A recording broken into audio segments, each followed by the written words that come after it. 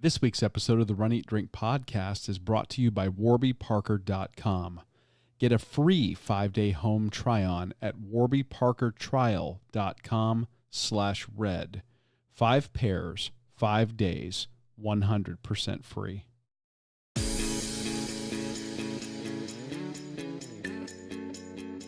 Welcome to the Run, Eat, Drink podcast.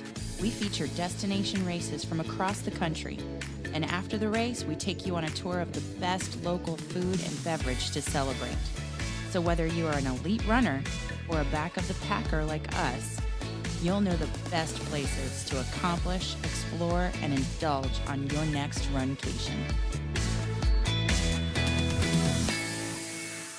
Hey, welcome to episode 84 of the Run, Eat, Drink podcast. Of course, I am your host, Amy. And I am your co-host, Dana. Welcome to the Run, Eat, Drink podcast, the podcast where we show you where to accomplish, explore, and indulge on your next runcation. Yes, and we are gearing up for one. Boy, are we. We did not travel this week. Nope. No, but we are in the gearing up mode. We are counting down. It is almost time to wine and dine. The place where it all started. Yeah, so exciting. Race from whence all others came. And a cheap excuse to go back to Disney once a year at least. Of course. Well, I don't know about a cheap excuse. It's not cheap. There's no such thing as a cheap excuse to go to Disney. It's not cheap, but we did get a gift card with our race entry. We got a gift card with our race entry that we paid for. Okay. Well, a lot of money for. I mean, so okay. But they gave us back our money on a pretty gift card. That was nice of them. Some of it. Some of it. Some of it. A very, very nominal amount. We're in this silly mode right now, let me tell you, because this is the last week before our race weekend.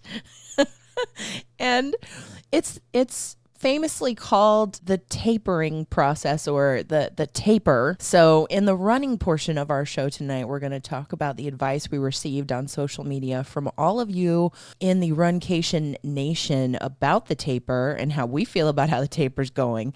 We're going to talk about an Oktoberfest celebration that we visited in terms of the eating and drinking portion of our show. And then we're going to look ahead. Yeah. To the fabulous weekend that we are, in fact, counting down to. We're just a couple of days away. Yes. Hard to believe. But so the taper, this is something you introduced me to. Really?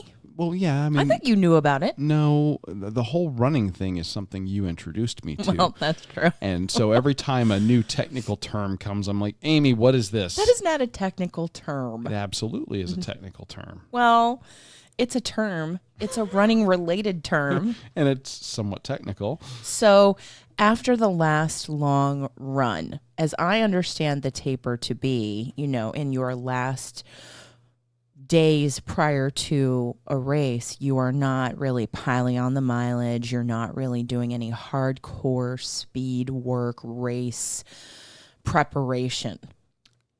I can agree with that. I have done very little race prep this week. It's been all about the day job and actually resting. I was a little sore from last weekend and from physical therapy. So I've been doing a little bit of rest and some stretching, as was advised by my physical therapist, who said, your hips are really tight. You should do some hip openers and work on that. So that's what I've been doing. What hip openers are you doing? The kind where you're sitting and then you put your feet, the flats of your feet together and pull your heels back towards your body, and then you're pressing down on your knees with your elbows. Yeah. Does that make sense? It's a yoga pose. I'll take your word for that. That I have seen in my practice, as I have been doing some yoga this week. See? And trying to work out some of that tightness, because I have been really tight in the calves and the quads and the hamstrings, and especially in the hips and the IT band, I'm telling you. But somebody online who was responding to our request for tapering advice said she hated the taper because in the taper you get the race nerves and you do You feel every little ache and pain, and you're like, oh my God, am I going to make it to the start line healthy, which is the goal, but your mind can get caught up in all of every little ache and pain. I wonder why that is, because it's been true of me as well. And yeah, I think it's because you don't have the activity, and it's going to sound funny, but you don't have the normal pain of running to focus on to kind of go, no, this is normal. And I think it's because you don't have that running as a stress outlet. Also true. That's what I think it is. And so that all that pent up stress, because it's good stress because you've trained, you're looking forward to the race, you're going to have some fun, but it's also a goal that means a lot, that you've invested a lot of time into and a lot of hard work, and you want to see it pay off. Well, we've been on both sides of that, having trained and then got the flu when we trained for the Disney Marathon weekend several years ago. Yeah. And then we've had the success of going out and running and getting a PR last year at Jeff's race. So, right. It's a weird in-between time. And then if you've got other stuff going on, whether it's work stress, family stress, the neighbor's dogs are barking too late, you name it. Right. The being in that taper, I think, exacerbates every little thing. Both in your mental game and then also which is physically what you're feeling. Mm-hmm. Even if it's in your imagination. But we solicited your feedback to deal with all of this. And what, pray tell, did the members of the Runcation Nation have for us? Because it had to be better than my initial plan, which was I'm going to sit on the couch and play Xbox. Well, I mean, isn't that part of your taper? Isn't that part of a taper? It's part of mine. Yeah. I mean, I don't play Xbox, but just saying. It's, some recreational activity. But so, Mike Bankhead. I might know Mike Bankhead. We might have heard of that guy. Yeah, we interviewed him. He is from the Be Our Guest podcast Lizards Running Group. He is the administrator for that group, and he offered lots of tips and tricks for this upcoming weekend. Yeah. All right, Mike, hit us with your wisdom. And he said, "What's a taper?" That is not helpful. That was his wisdom. And he is at Wine and Dine as we speak. He is enjoying all of Wine and Dine and has sent us recommendations via Twitter. Oh. Yeah. So excellent. I'm just going to tell you, we have some recommendations from the man who knows Disney. All right. Let me tell you. So he said, "What's a taper?" So he may not have given us advice about the taper, but I think for the eating portion, I don't know. We could read in. We could read into what Mike is saying there. What's a taper? Don't think about it. Oh, I guess. Oh, he did the reverse psychology type thing on us, didn't he? Okay, Mike, you've redeemed yourself. You're wise beyond your years. Oh, I see now. See, you figured it out. You men. Took me a second. You're smarty. You're smarty. Now, Michael Leslie, who is known as Run Diz Nerd on Instagram, he says, best advice: relax, don't stress it. You put in the work, and now it's time to set yourself up for an amazing race. Trust in your training to this point, and the rest will take care of itself.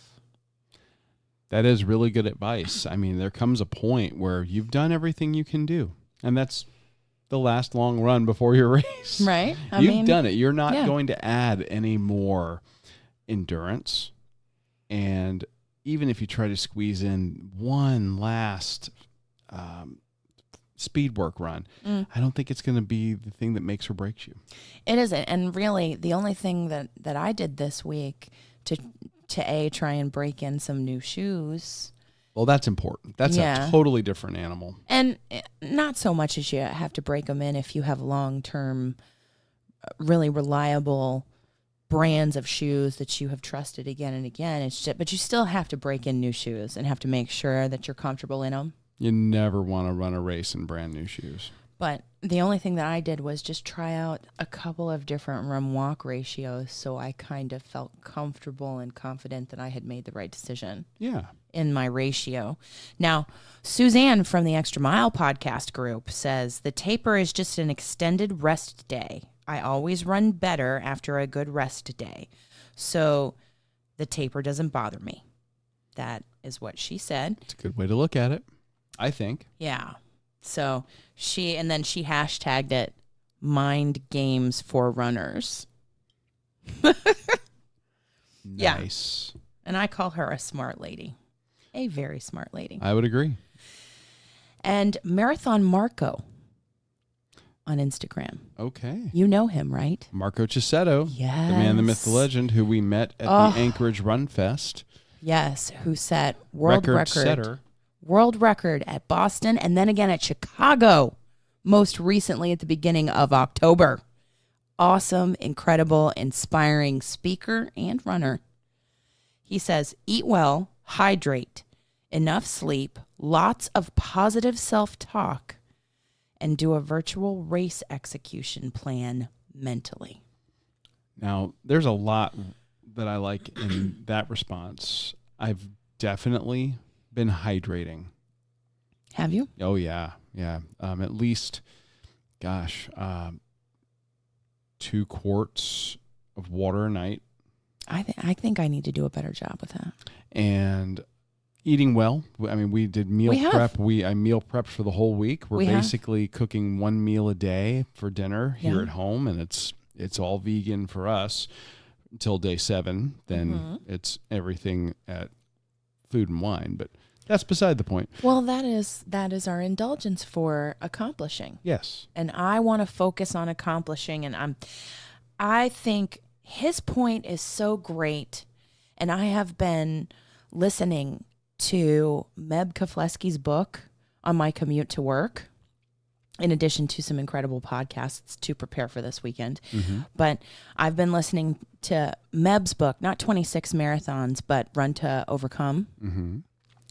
And he talks about, hey, do the virtual race execution prior to the night before the race. Because when you do it the night before the race, you're full of pre-race jitters anyway. And that can just make it a restless kind of night of sleep.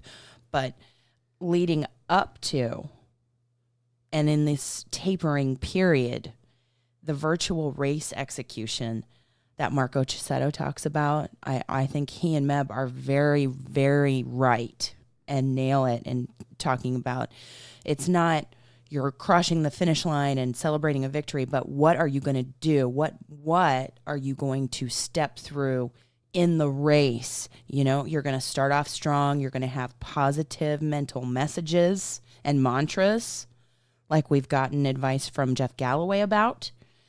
And what are you going to do? You're going to execute your ratio. What are you going to do about nutrition, hydration, so that you have your plan clearly in your mind?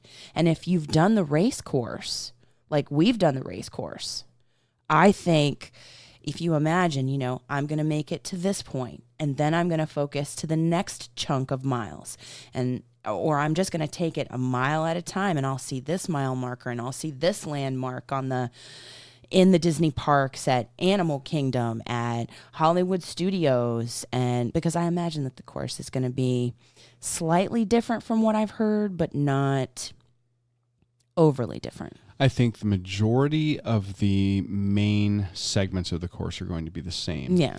The reason for that is they want to use the large straightaways of highway as a area where runners can separate, because they've experienced what happens when they try to do the tight, congested areas first in a race. Bottlenecking. You get massive bottlenecking. Yeah. It overwhelms any of the water stops that are there. They have no time to prep before runners arrive. So I think that the majority of the race courses are going to be, if not identical, they're going to be similar enough where we've run this segment before. We may be going into a different area now, but this segment, we got this. So I feel like we can do visualizations, or I've been doing a lot of visualizations, like Marco is talking about. So I need to get on that. I think I have to hydrate more in terms of all of his advice. I really like asthmatic marathoner Bill's advice. Oh. More beer. He is a man wise beyond his years as well. You know, I don't know if it's the most practical advice. We've just gotten done talking about really practical advice. I don't really need your smart. negativity. But this may be one of my favorite pieces of advice. It may not be the advice you take before the race. Right. This may be the piece of advice you take after you've crossed the finish line. Right. And you get your medal. Right.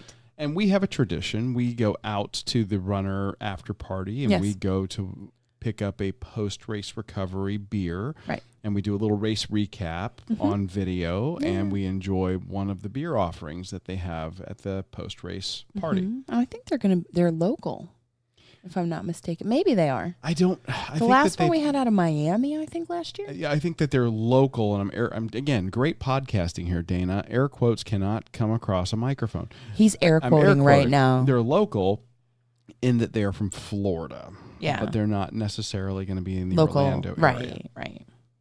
Right. So that's, I just enjoy his Well, I plan on following. advice. Actually, I plan on following all of the advice that we've gotten so far from the Runcation Nation. Anybody else?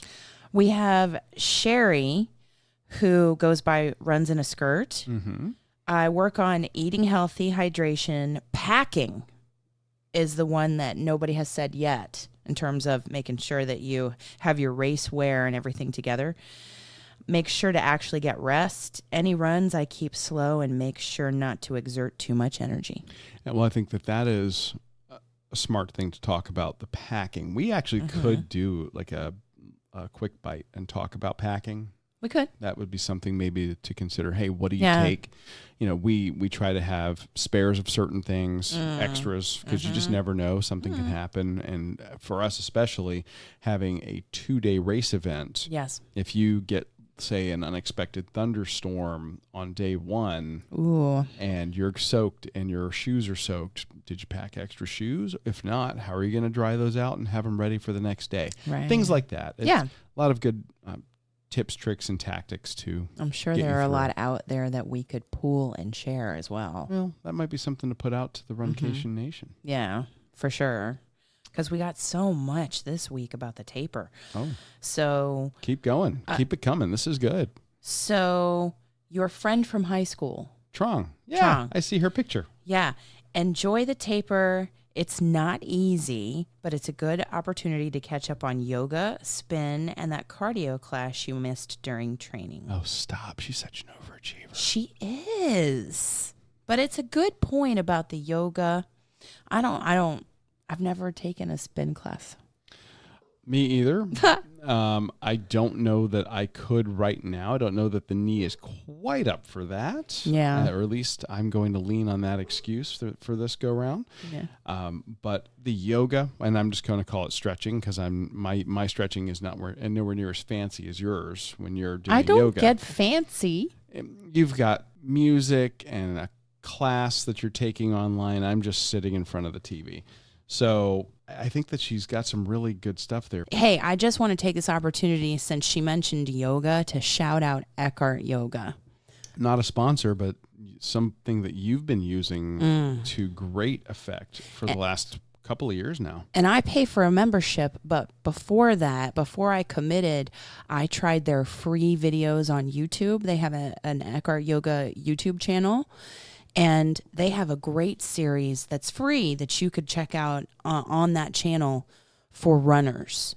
That really helps if you have the tight hips we're talking about, things to stay open and make running easier. Just my opinion, even though there are schools of thought that are against stretching. So at any rate, Eckhart Yoga is really great for that. Very moderate, mild, nice.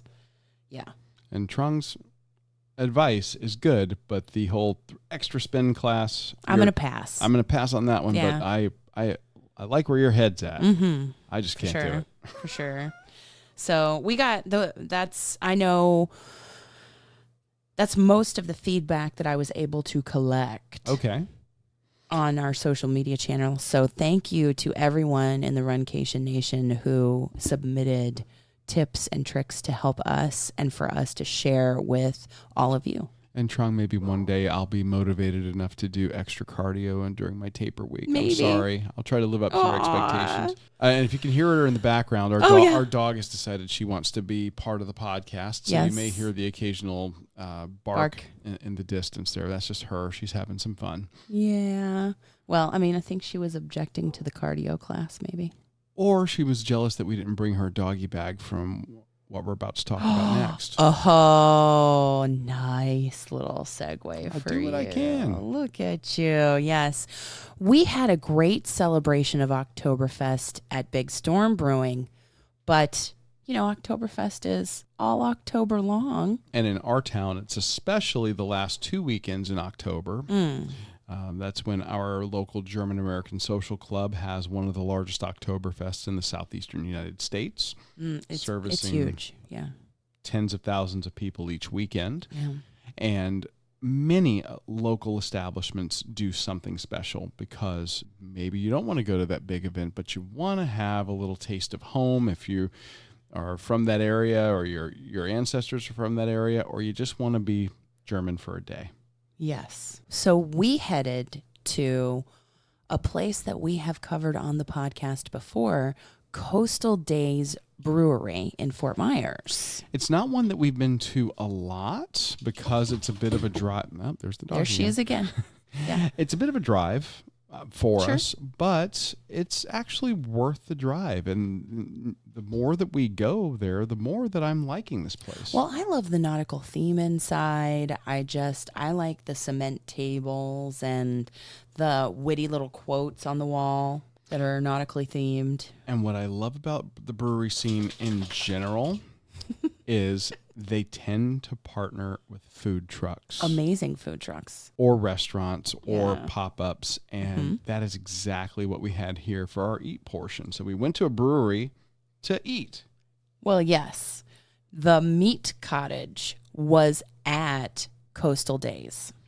The Meat Cottage. Which I had really not heard of, to be honest, until I saw the Oktoberfest, that they were tapping their Oktoberfest brew, and they had the Meat Cottage coming for fabulous food. And I started to look at the pictures online about what they would offer, and my mouth began to water, and we just had to go. And to give you an idea, folks, the Meat Cottage had Oktoberfest specials, including things like Bavarian Brewery Tender Pork Roast, something called a Brewery Plate, meatballs with Bavarian slow-cooked pork roast sauce, Rhineland cabbage rolls, Kassler, Bavarian Slaughterhouse Plate, Hunter Schnitzel, and chicken schnitzel with French fries. I mean, come on. And we got ourselves a sampling of things to share with one another. I do love that you share with me. So that we could get a taste of a little bit of everything. So you got the Brewery Plate, did you not? I did. That's the one you got? Because then they offered on Saturday, we went there on Friday, but on Saturday they offered a Bavarian Slaughterhouse Plate. But you had the Brewery Plate, right? Yeah, I had the Brewery Plate, and then you got the Hunter Schnitzel, the Hunter Style Chicken Schnitzel with fries. Well, why don't you start out and talk to us a little bit about your Hunter Schnitzel? Okay, so I have a coworker who is from Germany, and he says that the Hunter Style Schnitzel is normally not breaded. Really? Yeah. Okay. Yeah, so he was giving me some of the insider tip about that. But this was breaded, pounded out and breaded chicken, and it was so perfectly cooked. And that was our other dog, Buck, who decided he wanted to be on the show too. Yay! So after a brief biological timeout, we're back. That's code for we had to go walk the dog. Yes. Yes. That's 90 pounds of dog barking at us right there, and So he will not be ignored. Yeah. But anyway, you were talking about some delicious Hunter Schnitzel. Yes. Where were we on that? The Meat Cottage had Oktoberfest weekend specials, one of which was the Hunter Style Chicken Schnitzel with fries, which is what I ordered. And, I mean, it was a bunch of fries, and I probably could have just done with the Hunter Style Chicken Schnitzel. The fries were piled high, and then underneath was the perfectly breaded and cooked chicken that was pounded out. It had a white wine mushroom cream sauce. I mean, the buttery velvetyness of that sauce. I'm a sucker for mushroom gravy anyway. Oh. Now you're putting it on juicy, tender, breaded chicken. Oh, it was. And it was so thin. Mm-hmm. Was so thin. Fork tender. I mean, we had plasticware and paper plates. We didn't really need, metal silverware to be able to cut that up. That's actually a really good metric to gauge that by. Yeah. So, yeah, this is fork tender with a plastic fork. The mushrooms just added a heartiness and like comfort food at its best. The only way this meal would have gotten better, and we haven't gotten to mine yet, would have been for it to be about 30 degrees cooler outside. Yeah. Still a little warm here, but man, that food. So good for yours the soul. was fantastic. I loved it. And mine, which was the Brewery Plate. Yes. This is a sampler, if you will. So you had a Bavarian Pork Roast, and this was a roast pork loin covered in, I believe it's the same gravy that you had for the Hunter Schnitzel. Okay. A grilled Krakauer, which is traditionally it's a finely ground pork sausage that is smoked and cooked, and salt cooked. And it did taste smoky when you let me try it. Fantastic. Yeah. Long, slender sausage, nice, crispy casing, just fantastic. And what a contrast to the next one. A Bavarian Onion Sausage. And I had never, ever heard of that or had it. This was a much coarser ground sausage. It was a much less firm texture, still in a nice casing, but it was softer in terms of the texture. Yeah. And it had a little more, a little more mouthfeel to the meat inside of it, I thought. It was a different flavor altogether. It was not smoky, so it was quite a contrast. Mm-hmm. So and a different and texturally different, not as finely ground. Absolutely. Right. So, and the sauerkraut. You had sauerkraut. I went with sauerkraut instead of red cabbage. Yeah. I also got a massive serving of French fries and that brown pork gravy from the pork roast. What a sampler. I mean, you had just this great medallion of white pork tenderloin covered with the gravy. You had that crispy Krakauer sausage. You had that Bavarian onion sausage, which was much heartier. You had, again, the massive pile of French fries that you could use to sop up all that gravy. And then you had that tangy bite from the sauerkraut. You had a sampling of such variety. Well, I can't settle. It's almost like getting German tapas. Yeah. And we were able to, I had a little bit of yours, you had a little bit of mine, and we could just kind of break it up. And it was kind of nice also adding some chicken into that mix. Oh, yeah. A little bit. Yeah. There's just so much there. I mean, wow. Can we just talk about, I loved my Hunter Schnitzel and that gravy. I could have just probably drank a cup of it if you had said that in front of me. But we'd call that soup. Yeah. We also got potato salad. Oh, you stole my thunder. Like I'm used to at Thanksgiving time in my family having a potato salad that is russet potatoes, the relish, the pickle relish from the jar. Sweet pickle relish. Yeah, the sweet pickle relish and the egg and the yellow mustard and mayonnaise and white onion, raw white onion. And a very traditional Southern preparation of potato salad. But this is different. This was not like yellow mustard forward. I don't think this had at all. Bit of yellow mustard in it at all. No.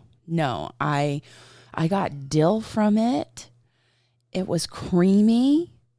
And I mean, I almost thought at first it had maybe tiny little bits of celery, but maybe not. Those were finely diced onion. Is that what that was? There was no celery that I could discern. Because it didn't have a bite like raw white onion. It was onion. Okay. I looked at it carefully. Right. But what I wasn't 100% sure was if that was dill that we were getting or a little bit of parsley because I thought definitely parsley. So we were in agreement that there was definitely parsley. There may have been a hint of dill in that. If it was really subtle, but it didn't matter. It was so good. And it was so different than what we normally have as a traditional Southern preparation of potato salad. So much so that we were like, oh, we need to go get some of that potato salad. We went out and got big sides for each of us. Oh, so good. Just fantastic. Very mild. It didn't have really any acidic bite, but it was really leaning into the potato flavor and into the onion and then just a little hint of the herb. It was great. We had enough food for an army. We did. And it was fantastic. So the Meat Cottage is doing it right.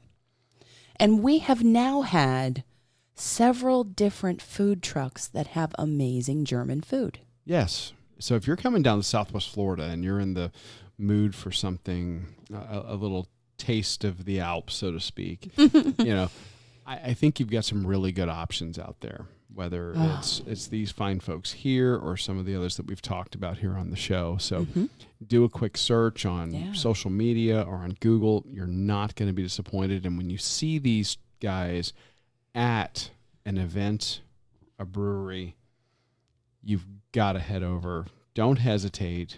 Just go get a plate of food. You will not regret it. Delicious food. Over this past week, our Runcation Nation helped me out in another way. They gave us fantastic taper tips. And before we get to the drink portion, I really do have to thank them for their feedback on all 5 pairs of glasses that I got in my Warby Parker trial at home. You were very busy on social media, and you were getting a lot of feedback from people when you were showing them, here are the glasses I got. Yeah, I took pictures while I was on lunch from work and posted them and asked for some feedback about what do you think? Which ones are your favorites? And even Warby Parker weighed in. They did. Yes. I saw that. Yeah. So I got lots of feedback, and I appreciate that. And I could do it in my own time because I went to warbyparkertrial.com/red for the Run Eat Drink podcast. For the Run Eat Drink podcast, and I took advantage of the 5-day, 5-pair, 100% free at-home trial. And this is something for the Runcation Nation, for our listeners to take advantage of. And if you're looking at getting prescription glasses, their glasses are high-quality frames with prescription, carrying case, and cleaning cloth, starting at $95. Yeah. So you do the in-home trial, the 5 pairs for 5 days. Pick some different styles that you like you did. I did. The 5 I picked were the Georgia, the Claire, the Thurston, Daisy, and Mitchell. And I posted those on Instagram and on Facebook, and I took a little poll. The overwhelming majority, I think, they really liked the Claire. They liked the Claire, and I believe Warby Parker was even quite fond of the Claire. But I think that you were waffling. Yeah, I like the Claire. I really do. But I think that I may order the Georgia. So you're telling me that the Runcation Nation helped you pick the glasses I'm going to be looking at on your face. Yes. That you're only going to spend about $95 to get delivered here to the house. Exactly. And, you know, they are so much less expensive than the glasses that I've gotten in the past. I may be able to take them up on their opinion and get not only the Georgia, but the Claire. And have some money left over compared to the last couple of pairs of glasses you bought. I think so. All right. Yeah. So we've got some homework for you. You're going to be ordering your glasses this week. Yes, I will. And we've got some homework for you folks. Go to warbyparkertrial.com/red right now. Get your 5-pair, 5-day, 100% free in-home trial. Pick the frames that you want to see. Let Warby Parker send them to you. Try them out. See how they look and feel. Look at them in different outfits and different lighting. Make up your mind and decide. And then when you're done, you ship them back. In the postage paid label box is included, and ship it right back in the same box. Yeah. Then you just go online and you order the pairs that you want from the comfort of your own home. Oh, he's supporting my choice of multiple pairs. I love it. Well, having gone through the pain of buying very expensive ones, Yes. I'm a big fan. Yeah. Mix it up and get a couple of pairs for different occasions. And when you do, you are supporting the Run Eat Drink podcast. And we thank Warby Parker for sponsoring this week's show. So, while we were there at Oktoberfest, of course, we had to have some delicious beer from Coastal Dayz Brewery. Yes. And when at an Oktoberfest celebration, there really is only a couple of appropriate things to drink, but they only had one specifically appropriate thing on tap that night. German-style beer. German-style Oktoberfest And beer, Oktoberfest, specifically. to be exact, yes. And theirs is spelled a little odd. It's Oktoberfest. Oktoberfest. And that's kind of a play on their name, Coastal Dayz, D-A-Y-Z. Yes. And theirs is described as follows. This is a 6.6% ABV Märzen Lager that's full-bodied, rich, and toasty. The German malt aroma and residual caramel flavor comes from a focus on the Pilsen and Munich malt bill rather than on any particular hop characteristic. And altogether, delicious seasonal choice. So it's about the malt. So, Amy, tell me, what was your impression of the Oktoberfest from Coastal Dayz Brewing? Well, it does have a toasty flavor, and it is sweet, but it's a different kind of sweet than, say, Big Storm's Oktoberfest. Different how? It had not overly sweet, not like a dessert beer. This is not what I mean when I say it had a touch of caramel or butterscotch flavor. Plus, on the back end, and you commented first about this when we were trying it, you said it was like a salty touch on the back of the throat at the end. And you're right, but it's a different kind of sweetness than the one at Big Storm. So I think it has to do with the malts they describe. I like this. It's just so interesting how you can try an Oktoberfest beer in different places and have just subtle differences, but still delicious flavor beer. Oh, absolutely. Yeah. I don't even know if the differences were all that subtle. I think if you were to sit these next to each other, say, sit the Coastal color. Dayz next to Big Storm, next to, let's say, a bottled Sam Adams from the store. Sure. I think that you'd be able to tell huge differences across those three. Well, in the colors, I think. Color, body, and general flavor profile. I agree with you. I think that there is It was a lighter body here at Coastal Dayz. Yes. I think it was a lighter body than what we had at Big Storm, and probably a lighter body than you would get out of the bottle if you were getting an Oktoberfest, like say a Sam or something like that. Yeah. But there was a subtle malty sweetness It was not a hoppy beer by any stretch. Definitely the toasted malts, the caramel note. I totally get what you were talking about. Right. And then there was that weird thing at the back of my throat. It was, I don't know if it was I was perceiving it as a little bit salty. Maybe it was a little bit of a residual sweetness that was just kind of only, triggering in the back of my throat. But it was very good, very drinkable. But, 6.6 ABV, that's start to be an attention getter right there. Oh, yeah, but I would definitely have another pint of it. Oh, sure. This would be easily something you could have a couple of pints of, especially with a plate of food like we were having. Whoa. Oh, yes. Just fantastic options. And this is our second time going for the show, and every beer that we've had from there has been a really good offering. They're doing some great stuff, and this is not a big place. Really relatively small brewery. Right. Very modest tap room in terms of its seating capacity. I think you might be able to get 40 people in there. Hey, sounds like it's cozy. Good kind of party. Yeah.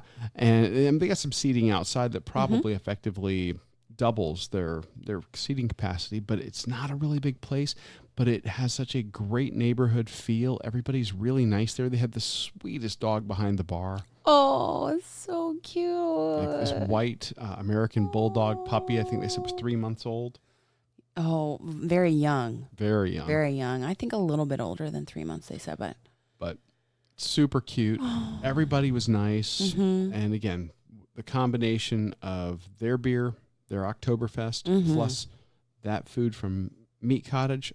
What a great night. So good. So if you're down in Southwest Florida, this gives you a reason to go into the downtown waterfront area of downtown Fort Myers. Yeah, it's just beautiful, especially at night as the sun sets. Yeah. Gorgeous over Fort Myers. Also some great water. restaurants in that area as well. King's Kitchen, some other options in a very short walk or short drive from Downtown there. House of Pizza that we've talked about before. We have. That's like 2 minutes away from there. So great options there. And this was a great way for us to enjoy the taper. Yeah. And celebrate the last of Oktoberfest as we head into the 1st of November this weekend. Yeah. Fall is my favorite time of year. Well, maybe we'll get a little bit of fall weather as we venture north to Orlando. I hope so. I really hope we're going to have some good weather for that race. I watched the video from last year. It was very humid last year. All right, so we should prepare for that. It's not like we haven't prepared for that because we ran the southernmost. We did. So we've trained in the conditions. We know what it takes. We just have to execute. And we will. That we can cross the finish line after that, and we can explore and indulge the Epcot International Food and Wine Festival. This is an annual pilgrimage for us. We go up to Disney and we enjoy the Epcot Food and Wine Festival because at the World Showcase, as you go around that big lake, you get to pop in on the different displays they have at each country that's represented and taste a sampling of the food that they are offering that is representative of that country. And they've begun to add things over the years that aren't necessarily specific to a particular country, but maybe a particular style of food instead. And every year, part of what we do in doing research, we start looking at the menu offerings and kind of planning where the places are we want to hit. I mean, it's like the appetizer to our trip. It keeps us going and gives us something to look forward to. And we're online looking at all of those offerings, or we're in the app that has all the offerings and how much they cost. And Mike Bankhead gave us that tip when we interviewed him, and Steph from Just Take a Dip on Instagram reiterated that earlier today. So looking at that and looking at the website, I think we should talk a little bit about what we're looking most forward to. Okay. Like a little teaser, a little appetizer, if you would. Yes. I hope we're headed in the right direction. I mean, we've started to get a little bit of feedback online and in our social media and in the Runcation Nation about where we should go to explore and indulge. And One of my top choices is going to be by Test Track, and it's new, and it's called the Donut Box. That looks so interesting. And I'm hoping it doesn't disappoint. And what is it about that one that's jumping out at you? Clearly it's donuts. Well, if you follow us on Instagram, Facebook, Twitter, Run Eat Drink Podcast, or on Twitter at Run Eat Drink Pod, we post a daily coffee meme or coffee quote or something related to coffee because we love it. It's one of our favorite non-alcoholic beverages. Absolutely. And this kind of food stop here, the Donut Box, it has a beverage that is coffee themed, and it also has donuts, of course, and a sweet corn fritter with Fresno and red pepper jelly seems so interesting to me. Maybe a little salty, maybe a little sweet, maybe a little spicy. And then the beverages, the black and white coffee cocktail garnished with a fresh yeast donut with chocolate espresso bean crumbles. That's a tongue twister. It looks great. That really does. And Yeah. I love that they're adding some unique stuff each year. Speaking of unique stuff, what are you looking forward to? I'm looking forward to a little offering in a country that has an offering each year, but this looks so different, so unique. This is an offering in Japan called frothy ramen, and this is chilled noodles and dashi broth with a light foam topping. And they've got a photo of it online, and it basically looks like a ramen cappuccino.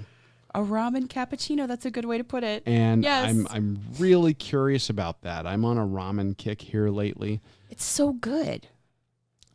Anything else that you're looking at trying? It's so good. Well, I'm thinking about Ireland, because I have Scotch-Irish roots. Mm-hmm.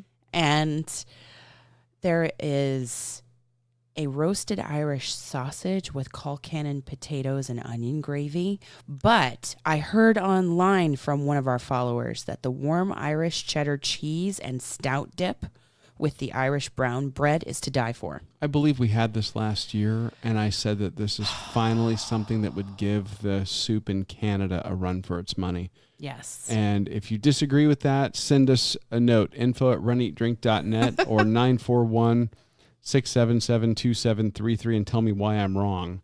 But I'm not wrong. As I recall, we are going to just love that all over again. But there's also Bunratty Mead honey wine and a Guinness Bailey's shake that looks interesting. Come on. Yeah, I'm super excited about that. What about you? Well, they've got another kind of a unique offering that's not specific to a country called the Wine and Dine Studio, and this is located at Future World West. And they are offering something that I think is very interesting because my first time ever having it was at what used to be called Downtown Disney is now called Disney Springs, and it was at Wolfgang Puck's restaurant, and that was his butternut squash ravioli. Oh. Well, they are doing a version of butternut squash ravioli with a brown butter vinaigrette, Parmesan cheese, and pumpkin seeds, and they again online here. I'm looking at the photo here. It looks fantastic. So that is something that is very interesting to me. And I can't wait to give that a shot too. Well, one more? Should we do one more? One more. Why not? Want to do one more?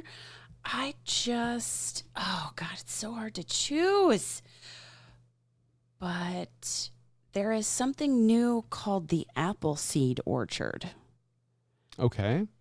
And you know how we're suckers for a good charcuterie. Of course. Well, apparently they have a charcuterie and cheese plate featuring Burton's Maplewood Farm Applejack Brandy Barrel Aged Maple Syrup on the I've never heard of a charcuterie that has maple syrup on the plate. I think they just put all the right words together. That I would love, so I would have to have it.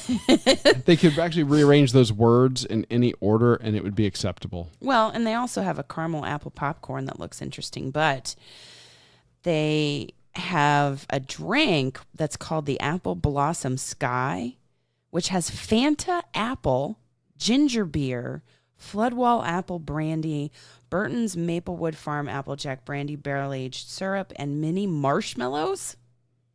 Hello? Okay. It seems like a great way to celebrate. I think you're absolutely right. That sounds amazing. So I think we'll try something new in the Appleseed Orchard. Okay. Well, my final one that I'm very curious about is something that's being offered at a place called Emile's Fromage Montage. Fromage. It's French. For cheese. Cheese. And they have something called the Alps, which is a warm raclette Swiss cheese with baby potatoes, cornichons, and baguette.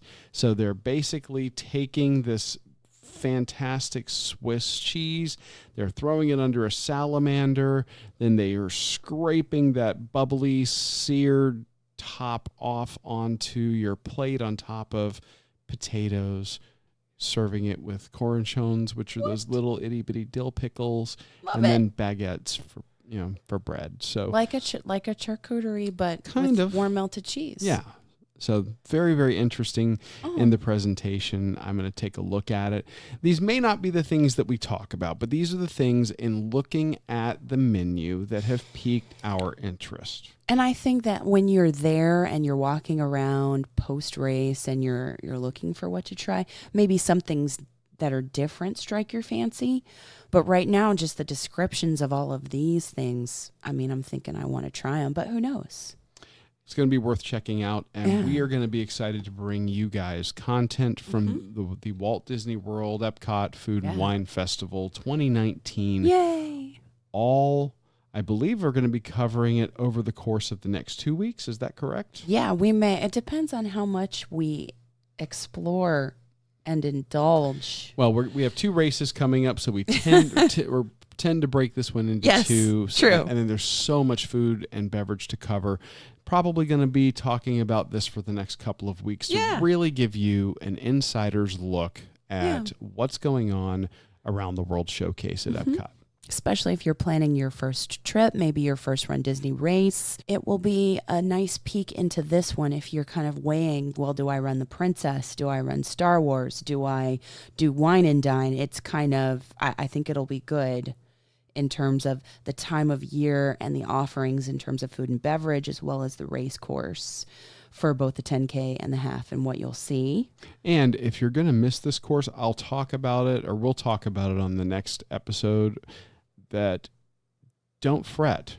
There are some other options that are very similar to the Food and Wine Festival around other races that are held there during the year. So we'll talk about those on the next episode. Yes, absolutely. But in the meantime, while we just wind down our taper, that will do it for this episode of the Run, Eat, Drink podcast. And we would absolutely love a rating and review on Apple Podcasts for your favorite Runcation podcast, and that's the Run, Eat, Drink podcast. You have no idea how helpful it is when you head over there and you leave a rating and a review. It helps us get served and helps other people discover us. Yes. And we can't thank you enough. If you would just take 30 seconds and head over there once you hit stop listening to this episode and go do that. It really helps us out. Yeah, it helps our Runcation Nation grow. And if you happen to be a part of the Runcation Nation and you see us at the Wine and Dine Half Marathon weekend, please say hello.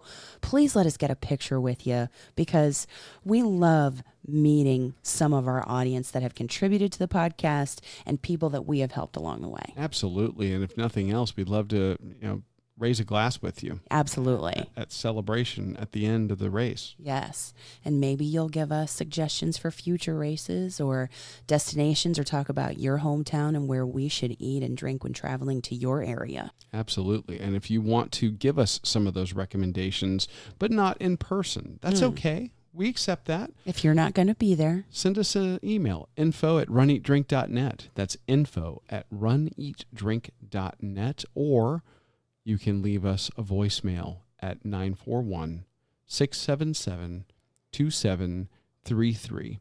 If you'll leave a voicemail, give us your name, where you're calling from, keep it to about a minute, and tell us your thoughts and where we should go next to accomplish, explore, and indulge. For now, we hope you have a great week. Thanks for listening on your commute, your long run, your training runs. Best of luck in any upcoming races, and shout out and congratulations to everybody who ran the Marine Corps Marathon and Hoorah! Any other races this past weekend, but especially that one. It's a great race. We hope to get there someday. Congratulations. And that'll do it for this week. I'm your host, Amy. I'm your co-host, Dana. Have a great one, and we'll talk to you really soon.